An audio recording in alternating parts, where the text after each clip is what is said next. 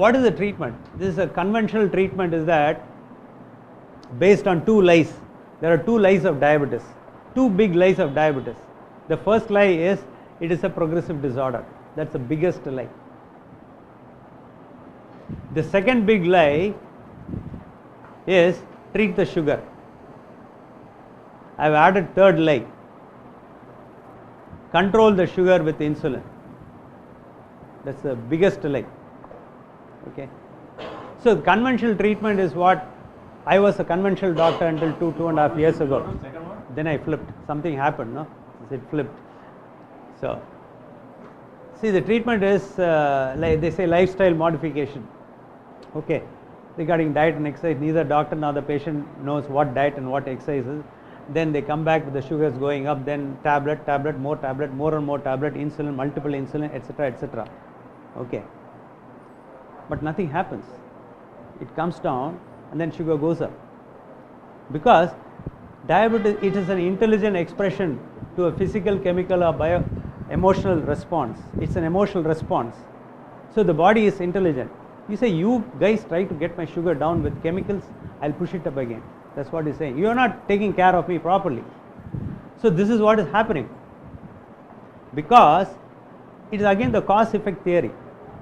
The general perception of all medical practitioners is that diabetes is sugar. So they treat the sugar. We are all glucocentric. Not me now, but we are all glucose. Glucose means sugar. So our treatment is oriented towards sugar. But the real culprit is insulin resistance. A patient comes to me with 10 to 15 days fever and I make a diagnosis of typhoid. Typhoid is a disease, the cause. Fever is the result, the symptom. Suppose I treat the symptom by giving some fever reducing medication, is he going to be alright? Certainly not. So diabetes பொறுத்த வரைக்கும் insulin resistance is the disease and sugar is only a symptom. You treat the sugar, nothing happens. It comes down and again goes up. Okay. You can treat sugar only with medicine, be it tablet or tablet and insulin injection. Okay. Medicine has always got another M tag to it, that is money. When you treat insulin resistance, there is only one treatment, that is diet. There is no money. Now you know why diabetes is being treated the way in which it is. You can read between lines. It is for you to understand. Whether it is being done with or without knowledge. If it is done without knowledge, ignorance is not an excuse. When it is being done with the knowledge, then it's got a different dimension altogether. That is something different. So we can't do anything about it. The pharma industry and the food industry and the medical industry, it's an industry.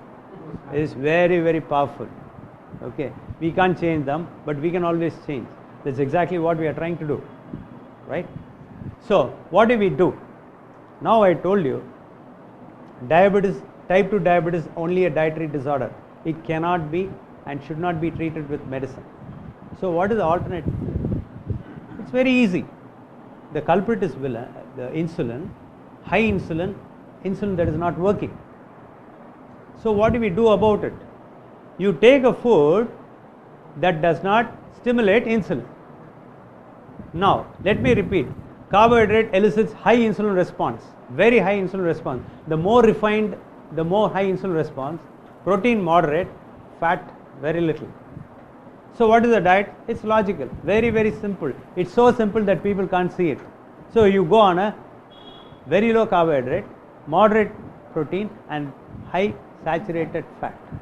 That is known as LCHF, low carbohydrate, high fat diet. So what happens? Now you switch over to this diet, the carbohydrate content is very, very low, there is no insulin response. Slowly the level of insulin comes down, insulin resistance becomes insulin sensitivity. Insulin will do its job. What is the job it does? Remove the excess sugar and keep the sugar under control. That is exactly what we are doing. So change the mindset of the people, give them the science, make them understand make them follow, you see results. It's not rocket science. It's simple.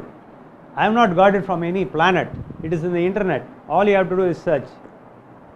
Having said that, it's not going to be a very smooth journey getting into this sort of diet. That is why I always say it's like launching a rocket. You require boosters to launch a rocket. Okay? Once it goes into space, it's a different thing altogether. There is no gravity. Okay? We people are being held by the gravity of our beliefs.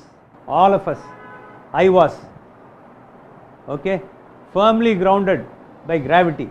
You have to challenge beliefs. After all, beliefs are to be challenged. We are challenging that and say you get off the gravity. It's going to be difficult to launch yourself. Once you get to a particular place, you are in a different zone. You will be orbiting effortlessly as these people are. We are never hungry. You are always full. Okay? When you take carbohydrate, you will always feel hungry. As I told you, you are always energy deficient, because all the energy is being pushed to your fat. You tend to eat more and more. This is where the diet aspect that has been taught in the diabetic center is all wrong. They may be experts within quotes, they may be diabetologists within quotes, they may be my professors, peers, whatever it is, they got it all wrong. What they do is a proverbial they give you a menu which contains a lot of carbohydrate, drive your sugar and then treat you. All I am doing is just knocking off the carbohydrate, become all right. So that's the sum. That is, so I conclude this diabetic issue stating that type 2 diabetes does not require any medication. All it requires a dietary change. That's what happened to her also. She was having thyroid issues, she was having hypertension, she had diabetes, everything.